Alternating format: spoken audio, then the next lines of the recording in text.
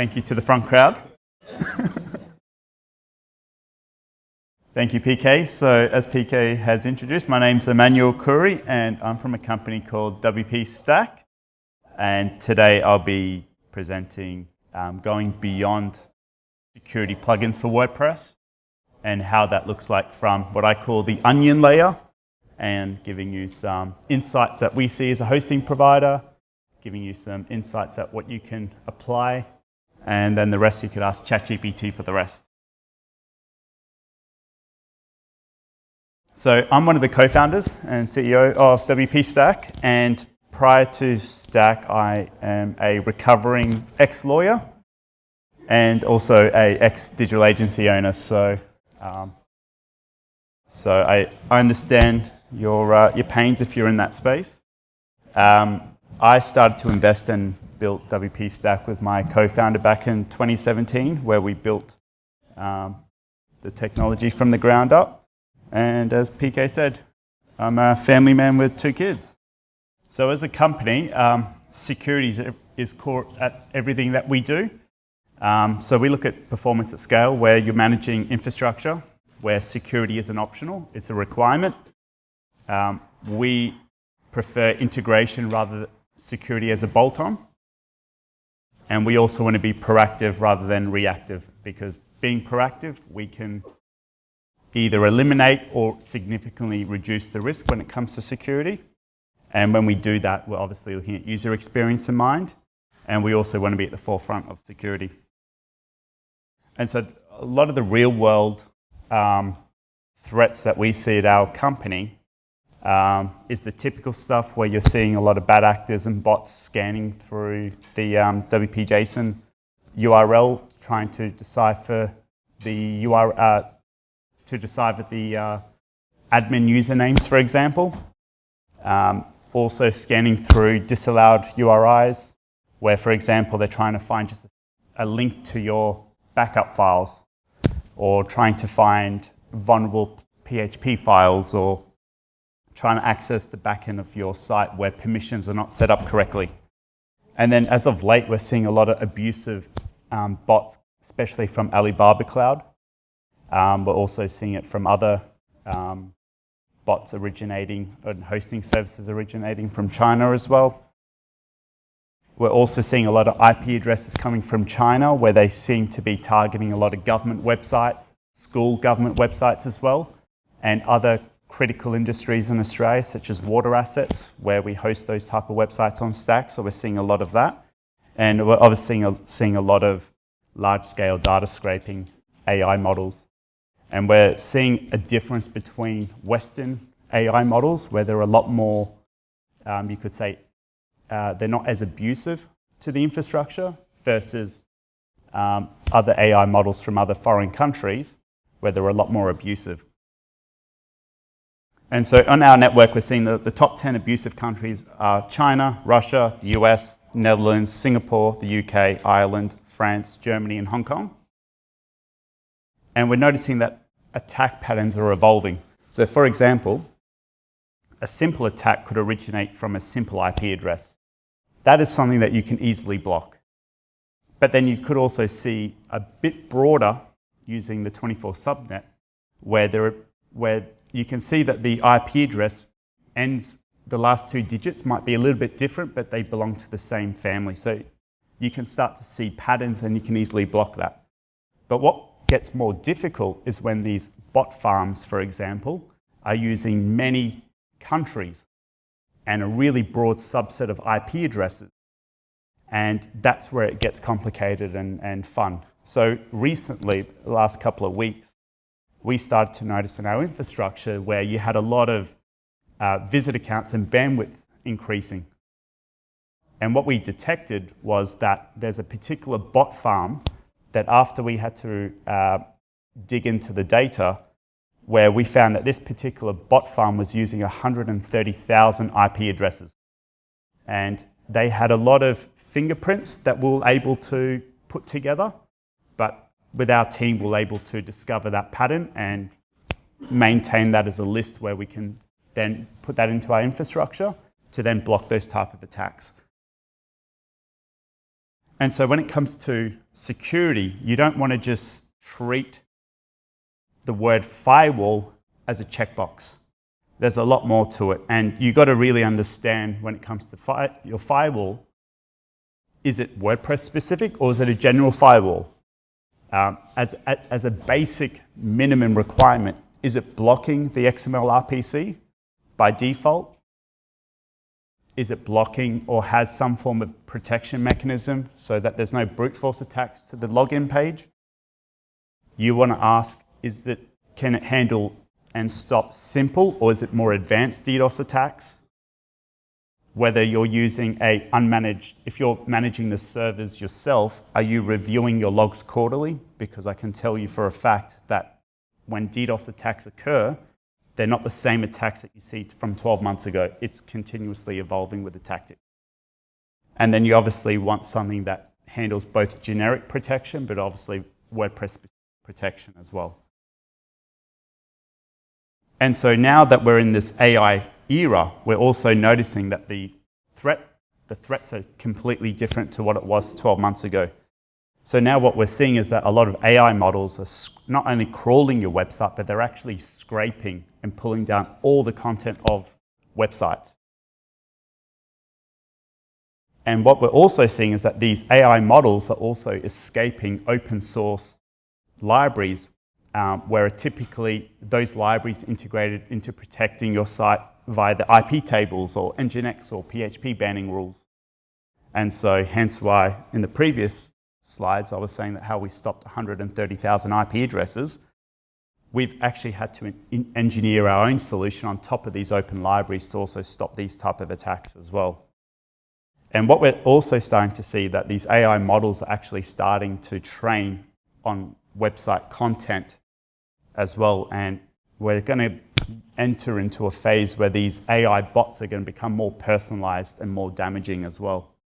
And it's actually quite interesting. There was recently on CNBC, the Cloudflare CEO was saying that these AI models should be paying hosting companies for the privilege of scraping content because they're costing hosting companies a lot more money when it comes to these AI models just freely taking the content. And so these are the things to watch out for. Are you seeing spikes in your visitor count or bandwidth? Are you seeing a lot more requests from Alibaba-based IP addresses? Are you seeing a lot more server increased load without the user engagement? Or is server costs increasing? Because these are signals that you've got AI bots attacking and scraping your websites. And so I've had the privilege of speaking to hundreds and hundreds and hundreds of developers and agencies.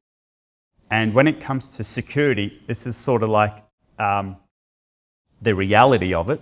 But unfortunately, most agencies and developers that I speak to are not well equipped to understand what's happening in the security space when it comes to managing and hosting their client websites. It's quite fascinating that they think that they can just install a WordPress security plugin and have 2FA enabled. They think that's their job done when it comes to security, but in fact, that is far from the truth. And as attacks evolve faster,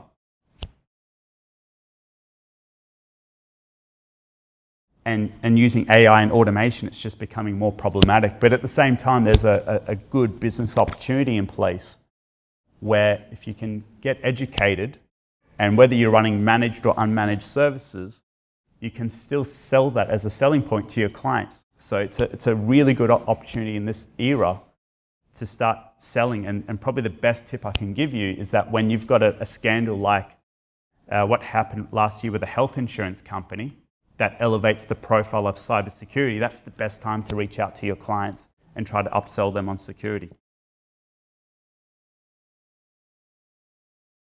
And so I'm going to go through a bit more in detail, but and explain the security onion, where just installing a security plugin isn't enough. Because what you want to do is you want to look at ways where you can stop these attacks or suppress these type of attacks before it hits the WordPress level, because that's where you can save on bandwidth, CPU, and memory, and obviously problems along the way. So this is a visual flow. When you get requests from the internet going to your website. The very first one is if you have some form of, if you're using Cloudflare, for example, and you've got the proxy enabled, where the traffic passes onto Cloudflare first, that's the first layer of that they're entering to. If it goes beyond that to the server, and if you've got IP tables configured, then it's hitting on the kernel level where it's going to assess the packet data. Below that, that's where it hits the Nginx or Apache level. Then you've got the PHP handler, and then you've got the WordPress core, and then you've got your plugins. So you can see if you're just installing a WordPress security plugin, it's at the bottom of the chain. There's so many layers above that that you could potentially have stopped that attack. But by then, it could have been too late by the time it gets to the WordPress level. And so what a firewall should do is it should be looking at bad requests and stopping that bad request before it hits WordPress. You want your server to essentially or your DNS level to essentially filter traffic by IP, user agent, and behavior. And when I say behavior, you also want to assess maybe it is a legitimate behavior request because that particular IP address has already logged into the WordPress site in the past. And then once an attack happens, you want to defend across all layers, whether it's on the network level on the edge, to then the server, and then onto the application level. And you want to protect without killing performance or obviously breaking the sites. And so that onion that I explained before, we at Stack have also built our own firewall system. And so we're also looking at where we can block IPs, detect suspicious patterns before it even hits the WordPress level as well. And so the way we've configured our WAF is that depending what the type of attack is and what we can identify, that what we call the onion layer is able to stop certain attacks based on what it's more efficient to do, if that makes sense. So when it comes to our WAF, for example, ours is positioned before the Nginx and the PHP level. And so we can act upon an attack before it gets to the WordPress level. And so we can inspect the payloads, the IPs, the rate limits, patterns of all sites in our infrastructure constantly. And so one good thing about what we do is that if one website is under attack, we're able to then block that hypothetically in the IP tables, but then all that data gets synchronized across our entire infrastructure. So if that same IP address visits another website, we can stop that more efficiently in the IP tables so that it doesn't have to hit the PHP level. And then if there's a false positive, we make it super easy for a human to then unblock themselves using reCAPTCHA. And so we do that because it reduces the support tickets, it obviously improves the user experience and things like that. And so when you look at the onion layer, for example, security is a stack, and what you want to do is leverage the combinations of what you can access. So let's use Cloudflare as an example. If we can use Cloudflare to stop a lot of the attacks, that's the most efficient way to do it because it's not even going to hit your server. And then if it bypasses Cloudflare and goes to the server level, that's where we can look at IP tables, the Nginx, the PHP layer. And then if you've got specific rules set up inside your WordPress site, then you can use that. And so what we're doing is protecting each layer because each layer is able to then stop attacks based on optimization and what its purpose. And so CDN and DNS level, we can stop traffic at the edge. And if configured properly, we can able to stop DDoS attacks and invalid requests. But you also got to be careful because if you do it incorrectly, you're able to bypass Cloudflare, for example, and it can flow onto the server. But then if it ever happens, you obviously want to have server level protection. And that's where you've got IP tables that comes in. So IP tables looks at it from the packet level and stops that attack very early on. And so you can actually use third-party or open source libraries that synchronize into your IP tables. And so what it does is it looks like are there known bad IP addresses, and it uses that to then stop it very quickly. If it detects brute force attacks or country level traffic, it can also stop that very efficiently. And that just saves CPU, memory, and sites going down, and obviously PHP workers, because it doesn't hit the PHP level. And so ChatGPT came up with this, but block it before it even knocks. So that's the best way of IP tables. And then say if it goes beyond the IP tables to the Nginx level, there are open source libraries that you can synchronize into your Nginx rules. And again, it stops attacks before it hits the PHP level. Because once it gets to the PHP level, it's a little bit slower to stop that particular attack. But if it is at that level, but before WordPress, then you can use IP blacklist, the CIDR blacklist, you can apply a rate limit policy, and then obviously stop enumeration patterns as well on that level. And then you can actually create algorithms that essentially, if it hits the PHP level, you can then automate that to push that back up to the IP tables level. So if that same IP address comes in again, it's going to stop it at the very top level of the packet. And then you got the last layer, which is WordPress. And that's where you can use like country blocking, rate limiting, patterns and user agents, and IP ranges to then stop attacks. And again, with an algorithm, you can then push that to the IP tables so that it doesn't consume more resources into the future. And so I'm going to show some quick pointers that you can implement. I didn't want to be too complicated or too complex with it. But essentially, you can use Cloudflare on the DNS and CDN level, where if you can, just take advantage of the full strict and proxy settings of Cloudflare.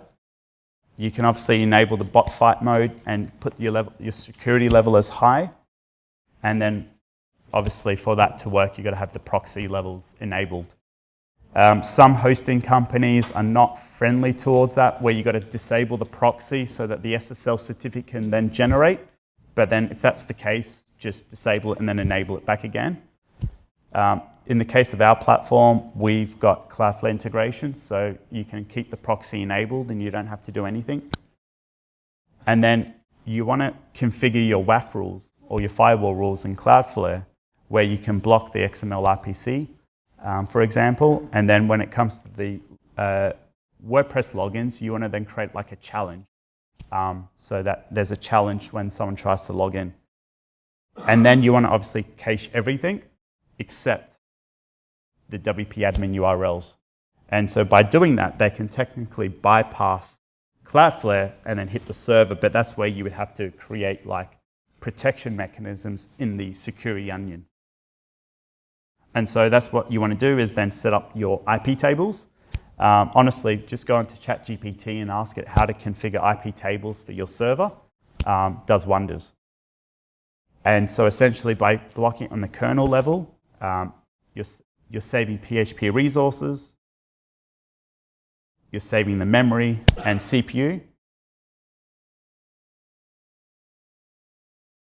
And then your last line of defense is obviously security headers. So if you jump onto, actually before I say that, but security headers is essentially just configuring, in our case, if you're using Nginx, your Nginx security headers. And you essentially want to have a strict transport security so that everything flows onto HTTPS. You obviously want to stop MIME type sniffing with X content type options. You obviously want to have at least a content security policy in place. But the reality is, if you're too strict with your content security policy, it's going to break your WordPress site. So you've got to find a common balance, unless you've got to build something super specific. You obviously want to have X-frame options, referral policy, and then optionals permissions policy. So if you want to assess your site, jump onto securityheaders.com, put in the full URL of a website to test, because it amazes me how many websites are ranging between D, E, and F scores. On our platform, by default, any website you spin up on our platform, you'll automatically get an A, because we've already configured the security headers settings. unchecked and make it public when you're running your test. Otherwise, you're letting the world know that your site has a security header rating of hard results E or F. so There's a checkbox that when you run the actual assessment, that it doesn't make your result public. Good point. Otherwise, you're just telling the world how good or how bad your security headers are. Thank you, Luke. So if you do find you've got a D, E, and F, and you've made your search result public, and you've got to quickly fix that, best way is if you're using Nginx or Apache, typically this is where, if you look at the slides, that's typically where it lives. Otherwise, if it doesn't, go and ChatGPT, ask it what are the alternatives. And also, you can also reach out to your hosting company and ask them onto configuring it for you or how to configure it for you as well. But the number one rule is please, please, please do not go onto the plugin repository of WordPress and search for a security headers plugin because it defeats the whole purpose. So I know I said do it on your last resort. Actually, if I could take that back, I would. Don't. Do it on the Nginx or Apache level because if you're using a security plugin, a plugin to modify your security headers, or if you're trying to do it in your child theme, for example, it defeats the purpose because you want it to load before it gets to the PHP level. And so if you're doing it on your child theme or a plugin, it's going to cause conflicts with your server settings. And obviously, it adds overhead on the application level, and it doesn't cover all your static files, such as your CSS, your JavaScript, and images. And so if you do it all correctly, if you've got caching all in place, caching is not just for performance. Caching is also a security mechanism as well, because if you can fully provide a static solution, it can absorb a lot of the DDoS attacks and reduce load. It obviously prevents malicious requests from hitting WordPress, and faster and safer sites is a win-win situation for everyone. Obviously, another tip is you could have a super secure environment, but it doesn't really matter if it's super secure if you've got vulnerable plugins, a vulnerable WordPress core version, or a vulnerable theme. So everything that you do from a security has to all go hand in hand. So you want to make sure that your plugins, your themes, your core version, your PHP version, your operating version of your server, and etc. is all up to date. Because if a vulnerable PHP version or a vulnerable plugin or a vulnerable theme exists, trust me, the bad actors will be able to discover it very quickly. And so this is a security scorecard that you could use to assess a particular website. Any website on Stack on default will score 80 out of 100. Reason 80? Well, because Cloudflare or a CDN is optional. So if you enable that, that will give you 10 points. And then if you used our automatic plugin update with regression testing, that's disabled by default. But if you enable that, that would get you to your 100%. Everything else, you obviously want to make, if you're configuring your server environments or if you've got a hosting service that you're using, make sure that they've got IP tables configured. Nginx and Apache rules are set up to what are they doing from a WAF level, from the PHP level, all the way to security headers. Do they have a malware scanner in place?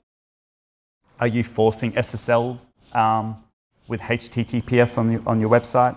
And obviously backups is an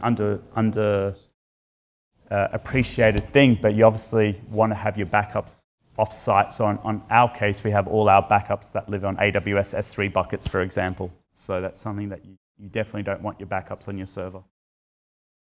And so really, it comes down to the questions you need to ask yourself is, if you're going to find this too hard, you definitely want to reach out to a proactive hosting solution that manages and provides robust and evolving security.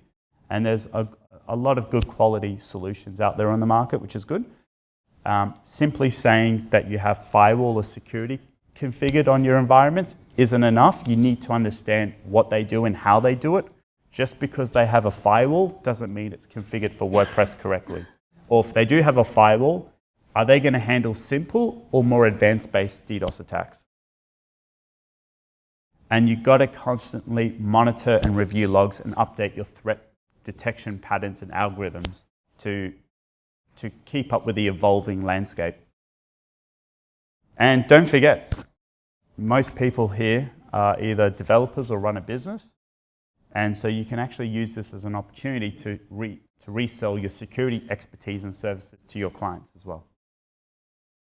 Now, just a quick thing. With our platform, we look at beyond just security. We've built a completely integrated solution for WordPress, where we centralize everything relating to hosting, management, automatic plugin updates, security, page speed, optimization, to even white labeling and reselling hosting, all in one platform. And so we look at it based on a very efficient and building a very simplistic solution that integrates together to work in harmony. That's the end of me. If you ever want to reach out, that's my LinkedIn. I'm pretty proud of my QR code with my face on it. But please add me, reach out, ask me any questions. You've also got my email, and I'm more than happy to answer any questions that you may have. I've noticed that when you install WordFence on websites, you are now seeing a lot of failed logins.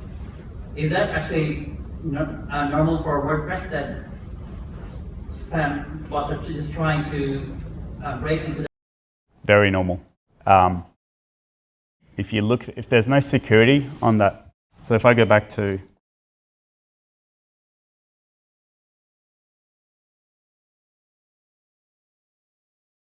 that layer, if there's no security configured on the server and WordFence then intercepts too many failed login attempts, and I think by default, correct me if I'm wrong, but I think it requires 3 login attempts before it blocks them.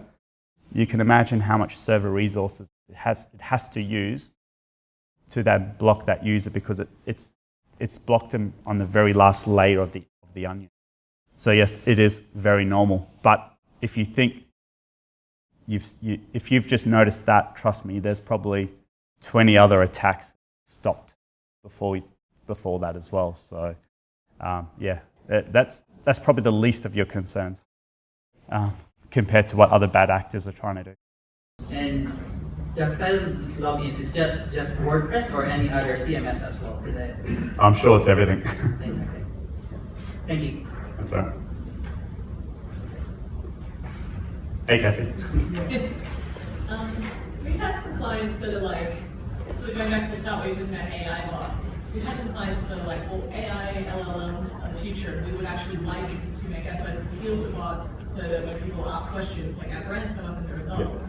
I haven't looked into that too much yet, but like, how would you balance that? Oh, that's a good question. Of a client versus protecting against bots? Yeah, so earlier I said that Western-based AI bots seem to be a lot more accommodating to hosting services, whereas other foreign, non-Western models seem to be very abusive. So in our case, like OpenAI, Perplexity, I can't even pronounce it, sorry. You know that one, Claude AI, those are considered safe bots on our system. So by default, we would allow those connections. It's really the ones that are super abusive, and they're literally, I can run a report on our infrastructure across all websites on our system, and it's amazing how one particular bot, which originates from an AI model using the Alibaba cloud infrastructure, we're literally stopping thousands every minute based from their attacks.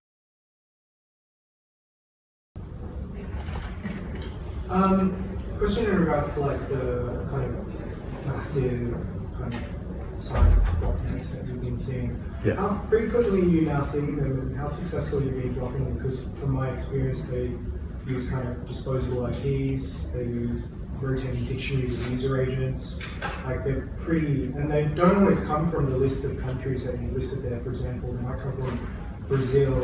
Yeah, no, you're 100% right. originating, you know, like, So that bot farm I was talking about with 130,000 IP addresses, they're ranging anywhere from the US to Hong Kong to Singapore, a lot from Singapore actually, to China and many other countries. But what we discovered with that particular bot farm is that they do have very similar fingerprints. So that's how we were able to identify them. There is a method of how we were able to reverse engineer those 130,000 IP addresses. I don't know the exact method we used internally to get that, but there is a particular way of doing it, and that's how we got to the bottom of it. But they do use very similar fingerprints based on all those IP addresses, even though what you've rightly identified is that they're doing over many countries and many IP addresses, treating it was like a can of. But yeah, no, you are right. But yeah, there's certain fingerprints. do you mind sharing like what sort of factors you guys? Yeah. So one thing that we've noticed is that the more legitimate a server request is coming from, say, a non-human, they usually are well organized with their user agent details, for example. Some of them that are not legitimate are really lazy with their user agent details. So those are like little telltale signs identify. And there was another thing, I'm just trying to remember the top of my head, but also where the host originates from is also a big deciding factor as well on how you... As in the kind of the network. Yeah, correct. Yeah. Yeah.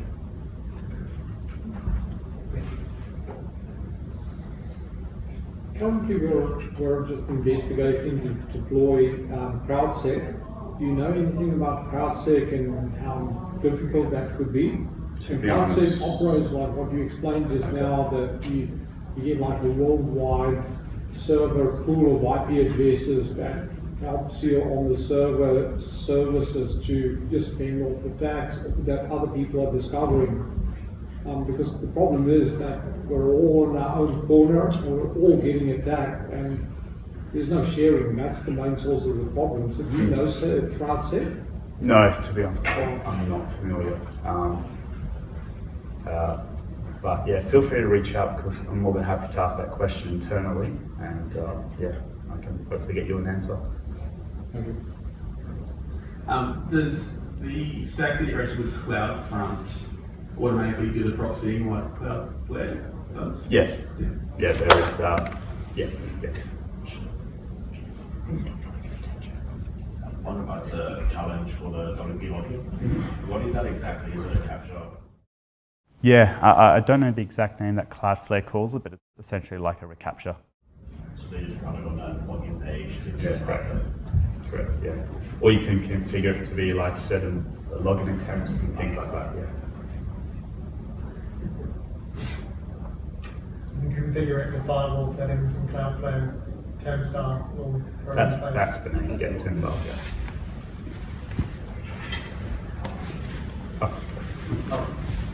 So I usually configure my security headers using Cloudflare and Cloudflare workers. Mm-hmm. Would you recommend configuring that to on a platform or server level, like Of course. Linux, Yeah. rather Of than course. going on Cloudflare? Because if they bypass Cloudflare, it's going to go to the server level. If you have no security headers on the server, then yeah, it defeats the purpose. So yes, but you want to have identical server headers with Cloudflare and the server. So you mean to configure both on Cloudflare and server? But make sure it's identical rules. Okay.